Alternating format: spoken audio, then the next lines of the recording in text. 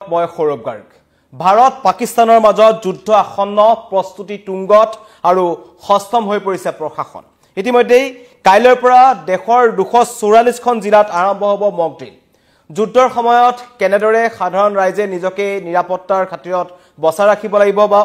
অন্য লোকৰ কেনেদৰে প্ৰাণ ৰক্ষা কৰিব পাৰি যুদ্ধৰ সময়ত কেনেকৈ কৌশলৰে নিজৰ প্ৰাণ ৰক্ষা কৰিব পাৰি এনে কেতবোৰ কাইলৈ প্ৰশিক্ষণ দিয়া হ'ব এই 244খন জিলাত দেশৰ তাৰ ভিতৰত অসমৰ আছে 20টা স্থান অসমৰো 20খন জিলাত বা 20টা স্থানত এই যুদ্ধকালীন সুৰক্ষাৰ অনুশীলনৰ নিৰ্দেশ দিছে আৰু লগতে ইতিমধ্যে বাছি উলোৱা হৈছে অসমৰ 20টা স্থান গুৱাহাটী বঙাইগাঁও ডিব্ৰুগড় ধুবুৰী গোৱালপাৰাকে ধৰি 20টা স্থানত হ'ব এই মক ড্ৰিল যি 1971 চনৰ পিছত যদি কওঁ কেন্দ্ৰীয় গৃহ মন্ত্ৰালয়ে কেইবাখনো ৰাজ্যলৈ প্ৰেৰণ কৰিছে ইয়াৰ আগত 2008 চনতো হৈছিল মুম্বাই যেতিয়া আক্ৰমণ হৈছিল তাজত তেতিয়াও মুম্বাই কিছু অঞ্চলত হৈছিল কিন্তু 1971ত সমগ্ৰ দেশ জুৰি এই মক ড্ৰিল হৈছিল আৰু যুদ্ধৰ সময়ত সেই যি যুদ্ধকালীন সময়ছোৱাত কেনেকৈ নিজৰ প্ৰাণ ৰক্ষা কৰিব পাৰি সাধাৰণ ৰাইজক তাৰ বাবে সাজু কৰি ৰাখিবৰ বাবে এই মক ড্ৰিল ইতিমধ্যে ঘোষণা কৰিছে আৰু ইতিমধ্যে ৰাজ্যসমূহলৈ যুদ্ধকালীন সুৰক্ষাৰ অনুশীলনৰ বাবে সাজু হোৱাৰ বাবে নিৰ্দেশনা জাৰি কৰিছে গৃহ মন্ত্ৰালয়ে 1971 চনৰ পিছত প্ৰথমবাৰৰ বাবে গৃহমন্ত্ৰী অমিত শাহে কেইবাখন ৰাজ্যলৈ সামৰিক অনুশীলন চলাবলৈ এটা নিৰ্দেশ জাৰি কৰিছে লগতে কৈছে যে যুদ্ধৰ সময়ত ল'ব লগা প্ৰস্তুতি সাধাৰণ ৰাইজৰ সুৰক্ষা সম্পৰ্কীয় অনুশীলন এইসমূহ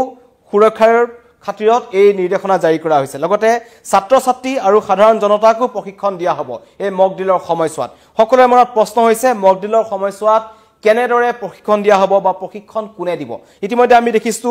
NDRF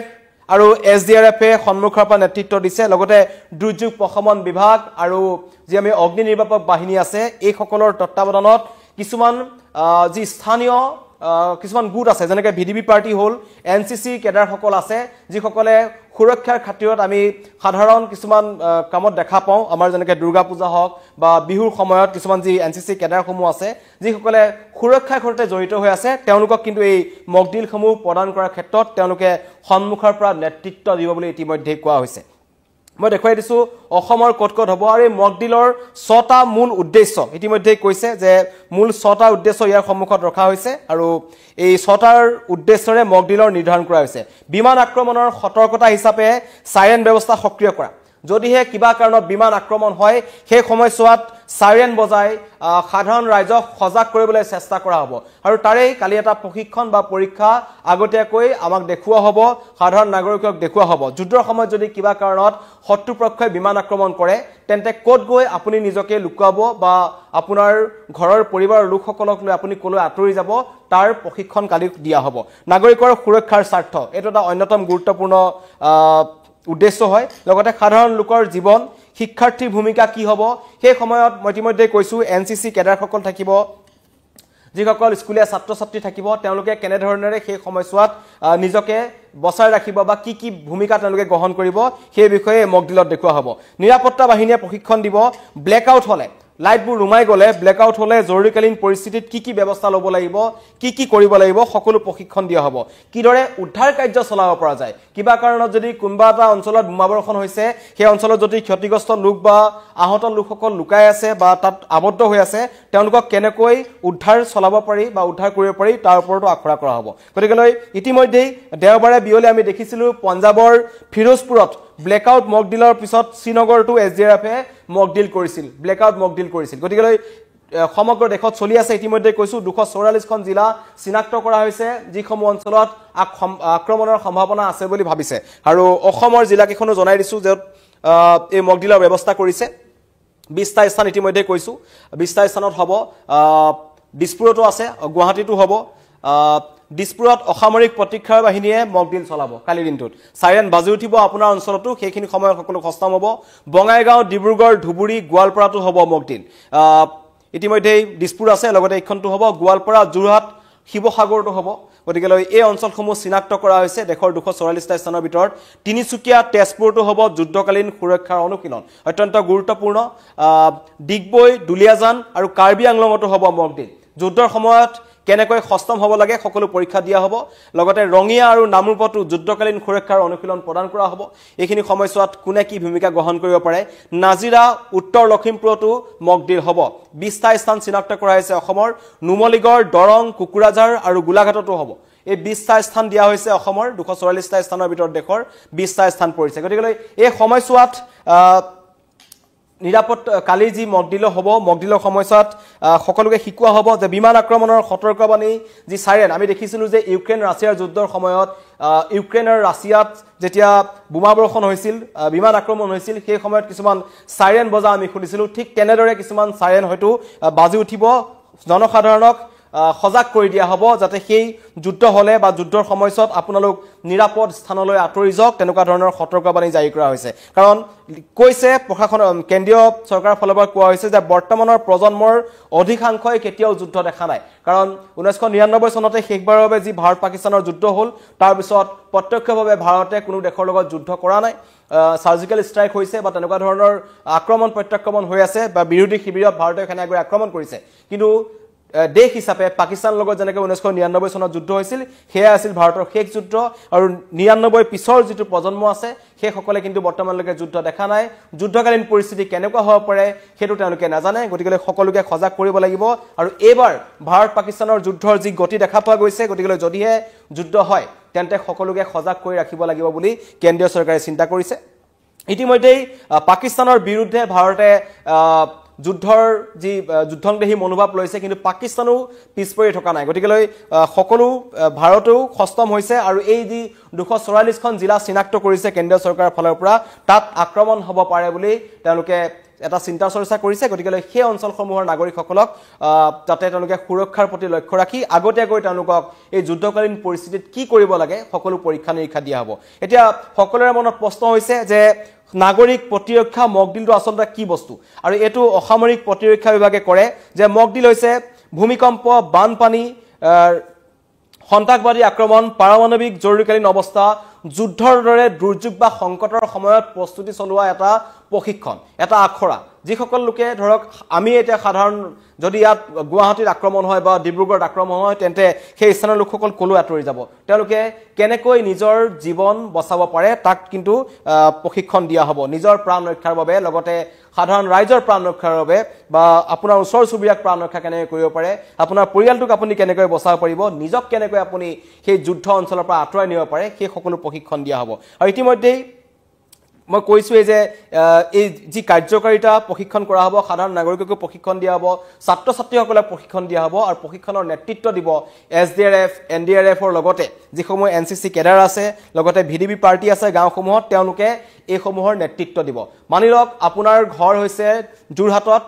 মূল সদৰ থানাত জুৰহাটৰ অঞ্চলসমূহত যিসমূহ VDB পাৰ্টি থাকিব গাঁও অঞ্চলসমূহত বা যিসমূহ আমাৰ মিউনিচিপালিটি বোৰ্ড আছে তাত যিসকল লোক আছে তেওঁলোকে এই সমূহৰ নেতৃত্ব ল'ব আৰু লগতে হৈছে এয়াৰ ৰেইড ৱাৰ্নিং সাইৰেন যোনটো যদিহে কিবা কাৰণত বিমান আক্ৰমণ হয় বিমান আক্ৰমণৰ সময়ত আকাশী আক্ৰমণৰ ক্ষেত্ৰত সাধাৰণ নাগৰিকক তৎকালীনভাৱে সতৰ্ক কৰি দিব যেটোক আমি এয়াৰ ৰেইড ৱাৰ্নিং সাইৰেন বুলি কম লগতে আছে বাংকাৰ ফ্ৰন্টলাইন এলেকাত যদি আপোনাৰ অঞ্চলসমূহত স্থলসেনাৰ আক্ৰমণ হয় সেই সময়ত সাধাৰণ নাগৰিকে সংৰক্ষিত অঞ্চলত গৈ আশ্ৰয় ল'ব লাগিব যেটো কাশ্মীৰৰ উৰিৰ আক্ৰমণৰ পিছত সেই সীমান্তমূৰীয়া অঞ্চলসমূহত কমিউনিটি বাংকাৰ প্ৰস্তুত কৰি দিয়া হৈছিল য'ত নিজৰ ঘৰ এৰি সাধাৰণ ৰাইজে গৈ তাত তেওঁলোকে আশ্ৰয় গ্ৰহণ কৰিছিল গতিকে আন্তঃৰাষ্ট্ৰীয় সীমান্তসমূহত এনেকুৱা ধৰণৰ জৰুৰীকালীন বাংকাৰৰ প্ৰশিক্ষণ দিয়া হয় লগতে ব্লেকআউট ইতিমধ্যে কৈছো যদিহে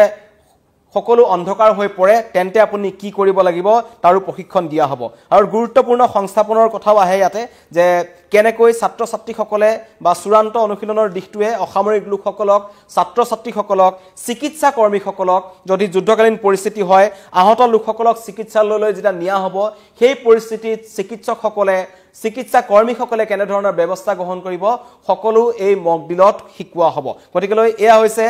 গুৰুত্বপূৰ্ণ সংস্থাপনৰ এখন তালিকা ৰূপৰেখা দাঙি ধৰা হৈছে য'ত প্ৰতিৰক্ষা অৰ্ধসামৰিক সংস্থাপন চিকিৎসালয় অন্যান্য কৌশলগতভাৱে গুৰুত্বপূৰ্ণ সুবিধাসমূহ কেনেকৈ সাধাৰণ ৰাইজে ল'ব পাৰিব তাৰ প্ৰশিক্ষণ এই মকডিলত দিয়া হ'ব গতিকেলৈ যদি ক'বলৈ যাওঁ 2008 চনত শেষৰটো সিভিল মক ডিল হৈছিল 2008 চনত যেতিয়া 26/11 মুম্বাই সন্ত্ৰাসবাদী আক্ৰমণটো হৈছিল তাৰ পিছত কিন্তু শেষবাৰৰ বাবে ভাৰতত এই মুম্বাই অঞ্চলটোত সিভিল মক ডিল কৰা হৈছিল কিবা কাৰণত এই কাছবত যেতিয়া 9টা সন্ত্ৰাসবাদী সোমাই আহিছিল তেওঁলোকে অন্য সন্ত্ৰাসবাদী সোমাই আছে নেকি কেতিয়া মুম্বাইবাসী ৰাইজে নিজকে কেনেকৈ বচাই ৰাখিব পাৰিব তাৰ প্ৰশিক্ষণ দিয়া হৈছিল আৰু 2001 চনত যেতিয়া সংসদত সন্ত্ৰাসবাদী আক্ৰমণ হৈছিল তেতিয়াও দিল্লীৰ কিছুমান অঞ্চলত মক ডিল কৰা হৈছিল কিন্তু সমগ্ৰ দেশজুৰি 1971 টো কৰা হৈছিল মূলত 1971 কৰা হৈছিল আৰু 1999 চনৰ কাৰ্গিল যুদ্ধৰ সময়তো ভাৰতৰ কেইবাখনো সীমান্তৱৰ্তী ৰাজ্যত অসামৰিক প্ৰতিৰক্ষা মক ডিল চলাইছিল যাতে যুদ্ধকালীন সময়ত সম্ভাৱ্য জৰুৰীকালীন অৱস্থাৰ প্ৰস্তুতি বৃদ্ধি পায় লগতে এই অনুশীলনসমূহ ক্ৰমাৎ বৃদ্ধি পোৱাৰ পিছতেই যিসকল সাধাৰণ লোক আছিল তেওঁলোকে যাতে ভয় নাখায় তেওঁলোকে যাতে সেই পৰিস্থিতিৰ মোকাবিলা কৰিব পাৰে তাৰ প্ৰশিক্ষণ 1999 টো দিয়া হৈছিল আৰু তেতিয়াৰ জম্মু কাশ্মীৰ পাঞ্জাব ৰাজস্থানৰ সীমান্তত এই 1999 চনত মক ডিল কৰা হৈছিল লগতে প্ৰটকলৰ প্ৰশিক্ষণ দিয়া খালি কৰা পদ্ধতি কেনেকৈ এটা অঞ্চল আপুনি খালি কৰি লৈ যাব পাৰে সেই অঞ্চলৰ পৰা আঁতৰি আপুনি অন্য এটা স্থানত গৈ কেনেকৈ আশ্ৰয় ল'ব পাৰে সেই সময়ৰ প্ৰশিক্ষণ দিয়া হৈছিল লগতে বিমান আক্ৰমণৰ অনুকৰণ জৰুৰীকালীন আশ্ৰয় শিবিৰ স্থাপন কৰা ব্লেকআউট অনুশীলন আৰু যুদ্ধৰ সময়ত সুৰক্ষা ব্যৱস্থাৰ ওপৰত জনসজাগতা অভিযান অন্তৰ্ভুক্ত কৰা হৈছে 1971 চনত ভাৰত পাকিস্তানৰ যেতিয়া যুদ্ধ হৈছিল তেতিয়া সমগ্ৰ ভাৰততে কিন্তু সাধাৰণ নাগৰিকক সম্ভাৱ্য আকাশী আক্ৰমণৰ আৰু যুদ্ধকালীন অন্যান্য জৰুৰীকালীন পৰিস্থিতিৰ বাবে সাজু কৰি তুলিবলৈ প্ৰতিৰক্ষা ব্যৱস্থাই এটা গুৰুত্বপূৰ্ণ ব্যৱস্থা গ্ৰহণ কৰিছিল গতিকে যদি পূৰ্ণ যি মক ডিলৰ কথা যদি ক'বলৈ যাওঁ তেন্তে 1971 শেষবাৰৰ বাবে হৈছিল আৰু তাৰ পাছতেই 1999 টো হৈছিল কিন্তু জম্মু কাশ্মীৰ পাঞ্জাব ৰাজস্থান এনেকুৱা কিছুমান অঞ্চলত হৈছিল আৰু মুম্বাইত যিটো হৈছিল ব্লেকআউট প্ৰটকল অন্তৰ্ভুক্ত কৰা হৈছিল যি 13টা নিশা সম্পূৰ্ণভাৱে ব্লেকআউট কৰা হৈছিল যাতে শত্ৰু বিমানেৰে আক্ৰমণ কৰিলে আপোনালোকে কেনেকুৱা ধৰণৰ ব্যৱস্থা গ্ৰহণ কৰিব পাৰে আৰু 1962 চনত চীনা আক্ৰমণৰ সময়তো বিশেষকৈ উত্তৰ পূৰ্বাঞ্চলৰ তেজপুৰকে ধৰি আমাৰ যিসমূহ অঞ্চল আছিল সেই অৰুণাচল হ'ল তেজপুৰ হৈ গ'ল বমদিলা হৈ গ'ল এই অঞ্চলসমূহত কিন্তু প্ৰশিক্ষণ প্ৰদান কৰা হৈছিল যাতে চীনে যদি ভাৰতক আক্ৰমণ কৰে সেই সময়ছোৱাত এই চিন্তা চৰ্চা কৰা হৈছিল এতিয়া কাইলৈ আপোনাৰ অঞ্চলত সাইৰেন বাজি উঠিব পাৰে কিন্তু আপোনালোকে ভয় নাখাব কাৰণ হেতু হৈছে যুদ্ধকালীন পৰিস্থিতিত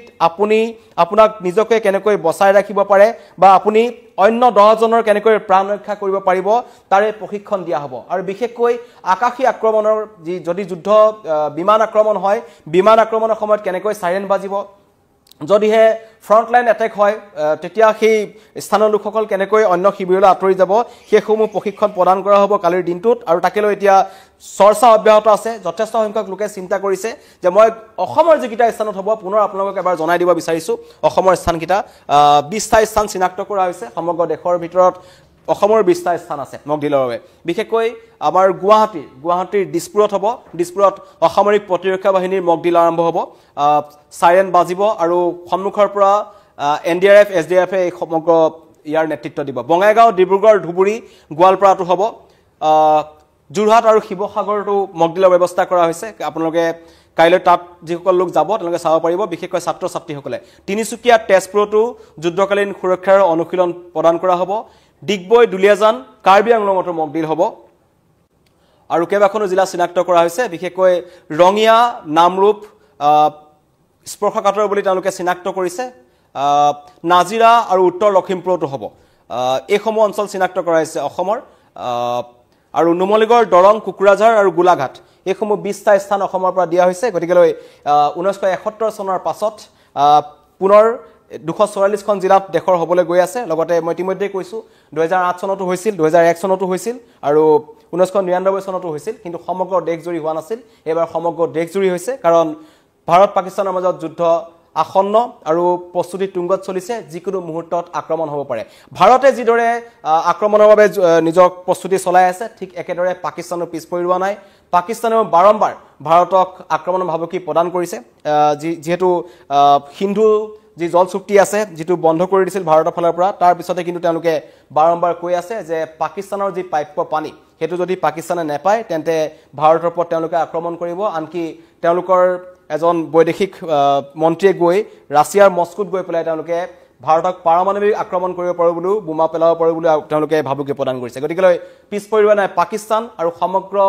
ভাৰতবাসীৰ চকু সকলোৱে কৈছে পাকিস্তানক এটা শিক্ষা দিব লাগে কিন্তু সময় বাগৰি গৈ আছে ইটোৰ পিছত সিখন বৈঠক চলি আছে বৈঠকৰ মাজতে কিন্তু সমগ্ৰ দেশজুৰি এই 244টা স্থান যি চিনাক্ত কৰা হ'ল এই 244টা স্থানক ইতিমধ্যে কোৱা হৈছে যে এই অঞ্চলকিটাত যদি যুদ্ধ হয় তেন্তে শত্ৰুৱে আক্ৰমণ কৰিব পাৰে বুলি চিনাক্ত কৰা হৈছে গতিকে এইকিটা স্থানত সকলোৰে চকু আছে 1971ৰ পিছত যেটো হৈ আছে আৰু অমিত শাহে ইতিমধ্যে কৈছে যে এই অঞ্চলসমূহৰ ৰাইজক হস্তম কৰি তুলিব লাগে গতিকে কাইলৰ দিনটোলৈ সকলো সাজু হ'ব লাগে আৰু যিসকল লোক এই এনেকুৱা ধৰণৰ মক ডিলৰ বাবে যিসকল আগ্ৰহী তেওঁলোকে আহি পেলাই এই প্ৰশিক্ষণ ল'ব পাৰিব ধন্যবাদ